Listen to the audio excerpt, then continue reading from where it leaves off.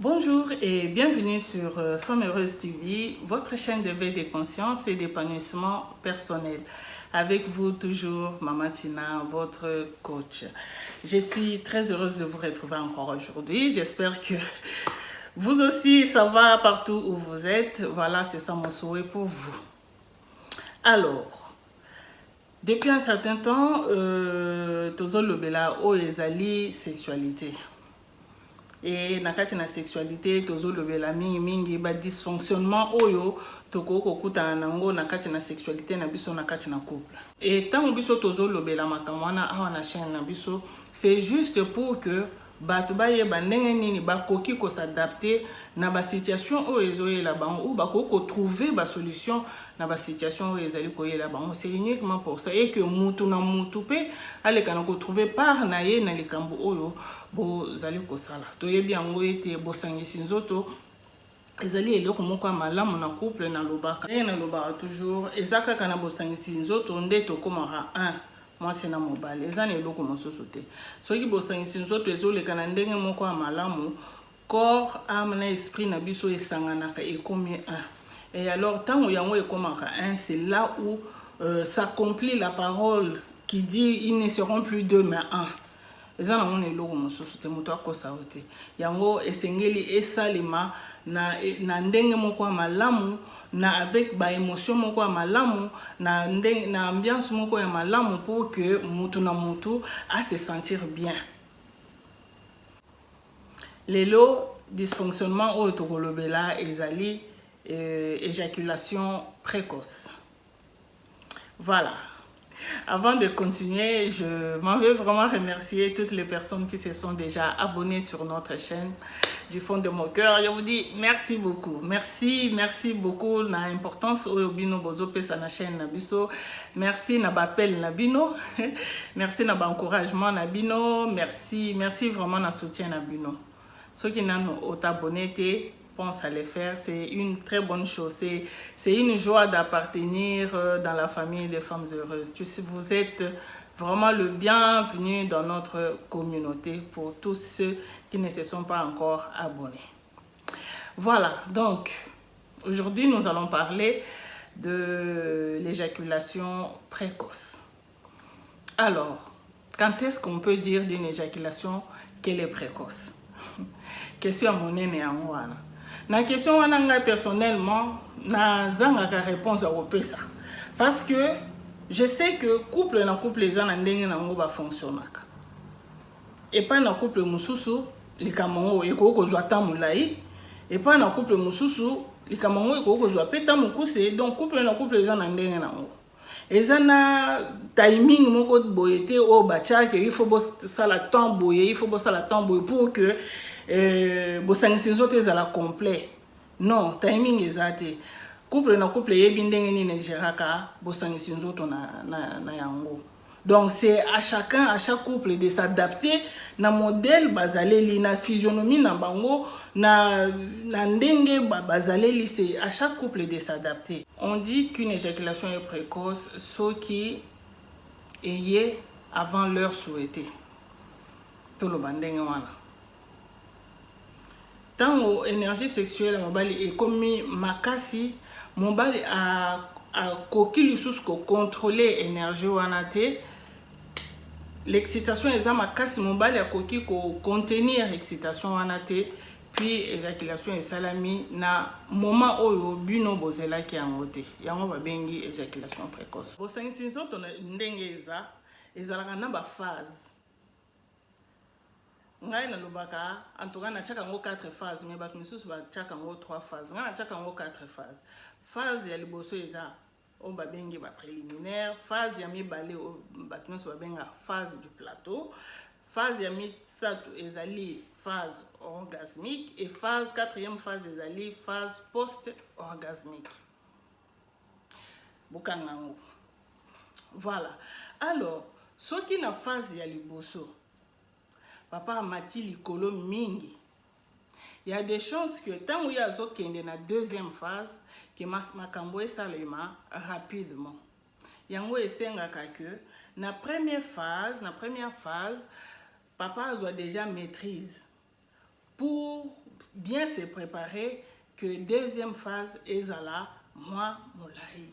Mais malheureusement na bato o bazala na problème wana ya otolobaki na ebandeli bango tango yazo kota kaka na deuxième phase boye mbala moko na kofungola porte na makambo nyonso esili pe ka wana. Donc ndenge na lobi situation wana eza situation moko un peu difficile à vivre parce que bon se préparer pour que deuxième phase est à la phase moko il y a pleine satisfaction est à la phase moko oyo vraiment boke vraiment ko luka ba plaisir nyonso ba sensation nyonso mais malheureusement bokomi na yango te ekoki komema ba frustration et pas na bato ebele. Donc bolongwe première phase, deuxième phase kaka donc ba seconde et mbala moko troisième phase et pas ya bato ebele ekoki komema ba frustration et okomona que so bokomi na troisième phase, quatrième phase na bino ezala bien te parce que ezala nini déception, ezala frustration, ezala makama malamu te. Et tant quatrième phase et comme il y a ba frustration, il y a ba peur, il y a ba déception et ko etika la kana mutu. Alors boto nanga sikoyo dysfonctionnement ngo cause nango penza ezalaka nini na eloko nyonso il faut quand même cause ezala et yaka kaka ndenge wana te cause ezali.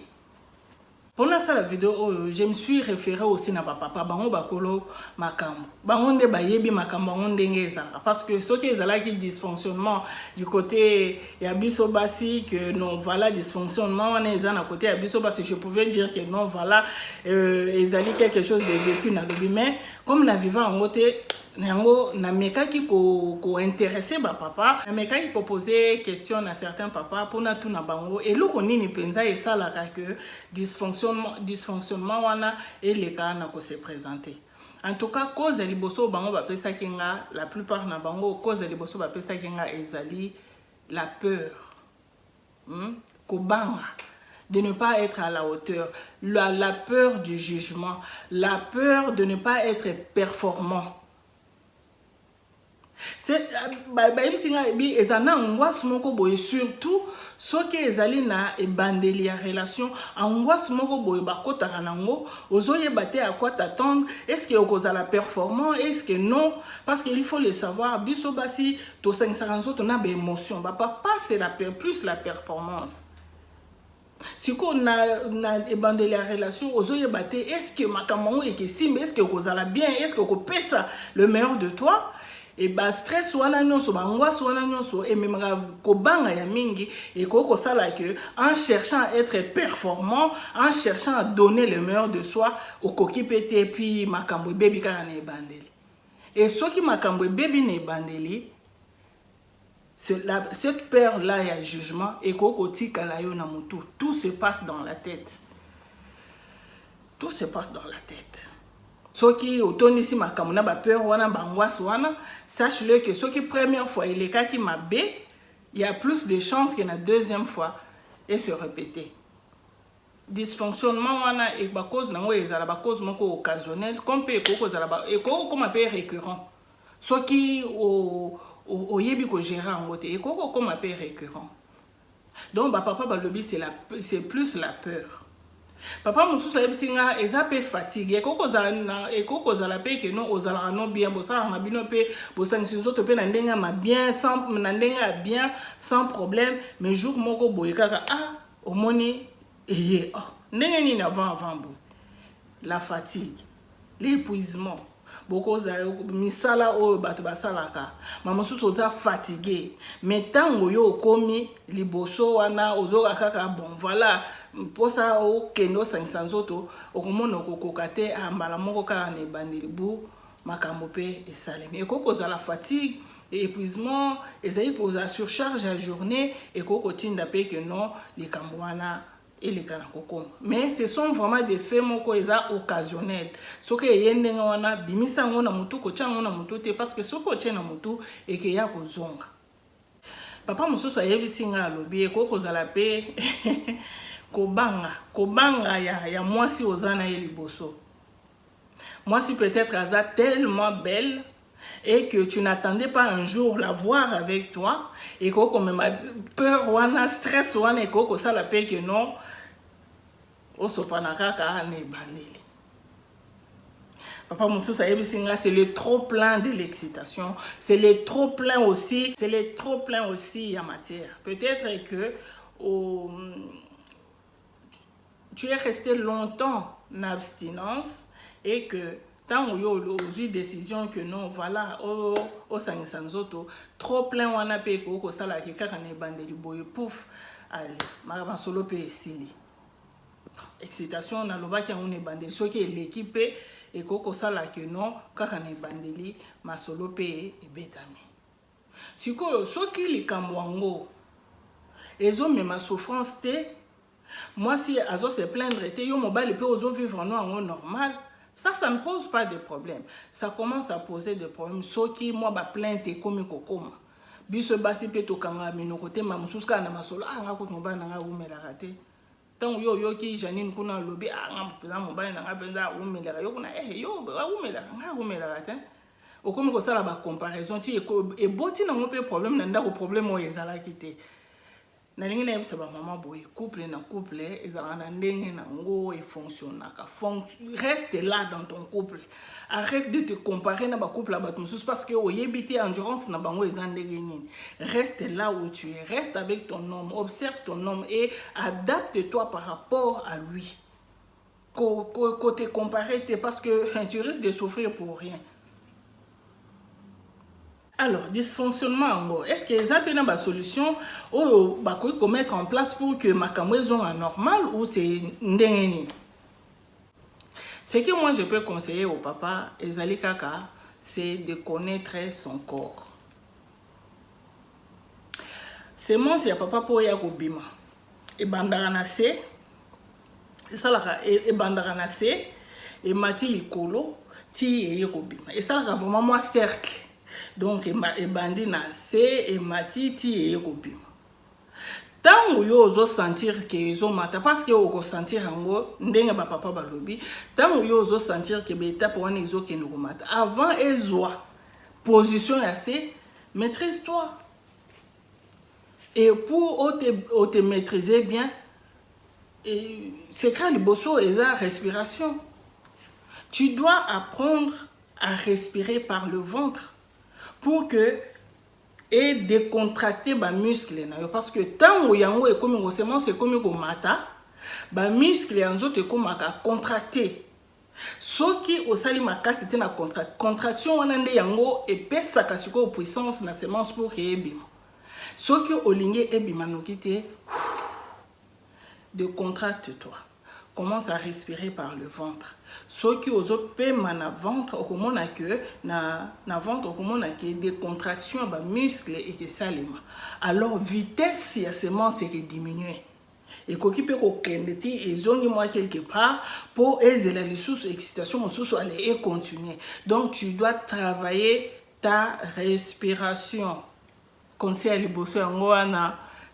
Travaille ta respiration. Commence à respirer par le ventre pendant bosangi sinzoto salela libumu pema na libumu pour que et permettre yo au décontracter ba muscle au union c'est ça contracter sur sous ezali donc il faut diminuer vitesse ya ba va et vient so que diminuer en gros au mona que non et ko permettre et que non voilà makambo esala malamu parce que ceux qui vitesse et l'équipe mingi excitation que ya makasi et tant yango que soit déjà position en kita moyen au kangango le sous eza la vraiment chemin moko non retour ceux qui eza na na se ils ont mata ce qui est commis wana o te maîtriser et koki kokita mais ce qui est ici est kiti wana les arracher mais en retour donc moyen au kangango du sous et résalate donc diminuer vitesse ce que monique est comme excitation et comme mata o diminuer vitesse na yo ya bava et vient et boz à la rapé ba papa na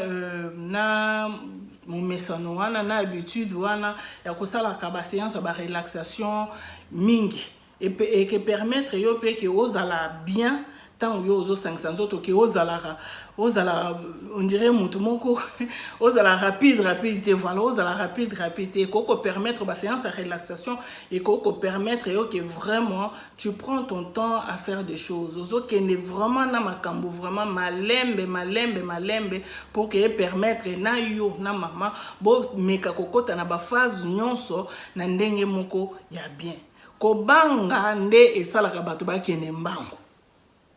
Papa mosusu ayebisi nga boye alobi mama nzoto soki epusani mwa bapane ekomaka mingi yango omonaka bapapa mosusu ma mosusu azalaki na pane oyo tolobelaki na video ewuti koleka azalaki na pane soki nzoto erépondre mwa moke alobi asala mbangu sino te pane wana ekezonga kosala mbangu wana pe yango nde esalaka keno kaka na porte boye puis makisolo pe esili donc kobanga ke dysfonctionnement oyo tolobaki na video oyo ewuti koleka ya nini ya trouble érection kobanga ke eya kozonga soki pane esalamaki bato pe bakomaka na kobanga bazo banga ke non eya kosalama donc soki ka répondre kaka noko a répondre bien noko a répondre mala moko nasilisa makambo sino te na ya kobima lisusu fauteuil donc peur wana c'est comme je dis depuis le début, c'est la peur qui est dans la tête, c'est la peur qui commande, c'est la peur qui commande tout. Notre cerveau, c'est le message qu'il envoie na biso na organisme na biso yangonde et ça la que makambo le kamala moto et le kamabe. Ce sont les émotions qui sont dans notre tête qui permettent à notre corps de réagir.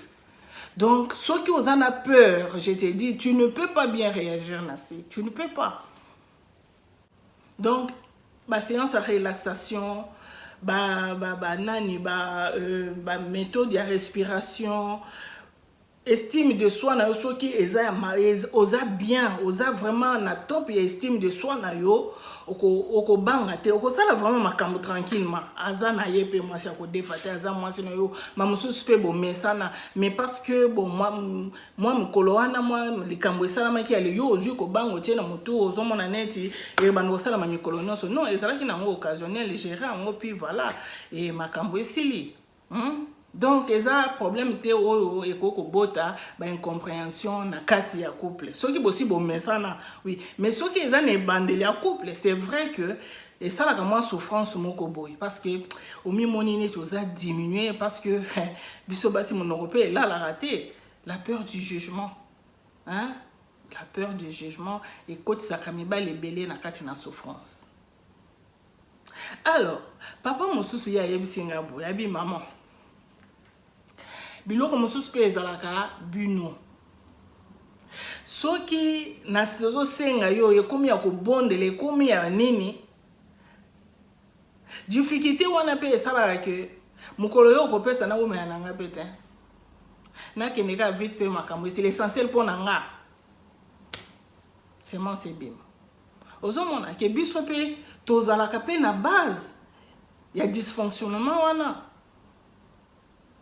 ayebisinga alobi soko boyaka ayebisinga alobi soki moi ba désagrément moko eza na kati na nzoto na biso basi bo comprendre car moi ba désagrément moko ezali papa envie wana penza ezate mais comme aza ya kotonda bika na kendeka na bimisa kaka pi makambo esila donc biso pe toza na base na yango bopeto eleki nyonso bopeto eleki nyonso tosalaka ke tozalaka bopeto po topesa bango posa pe ya koumela soki bopeto eza te balobi akokende kaka parce que aza ya kotonda ye essentiel à libérer puis alala na ye bopeto na biso eza très important et koko permettre que papa aumela soki bopeto eza te okomona moto asali kaka tikaka asala juste pour que abimisa puis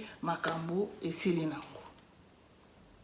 Voilà likambo on a zaki na wa partager na bino en tout cas na vidéo oyo makambo na lobby eza mingi makambo oyo ba papa ba yebisinga bangonde ba betelinga lisolo yango nga pe na beti lisolo na bino soki oza confronté na likambo boye ya dysfonctionnement oyo to lobby lelo yebaka ngo que eza pe yo maman yo mwasi yo jeune oyo obali sika yo pe il faut aider mobali na yo olongola ye peur wana na mutu na ye oyebisa ye que ça peut arriver eza eloko moko eza occasionnel to comme sango récurrente donc ça peut arriver à n'importe quoi relaxation une bonne respiration ça peut l'aider ya ko évacuer ba stress mosusu na ba peur mosusu pour que vie na bino sexuelle et les kana ko continuer malam.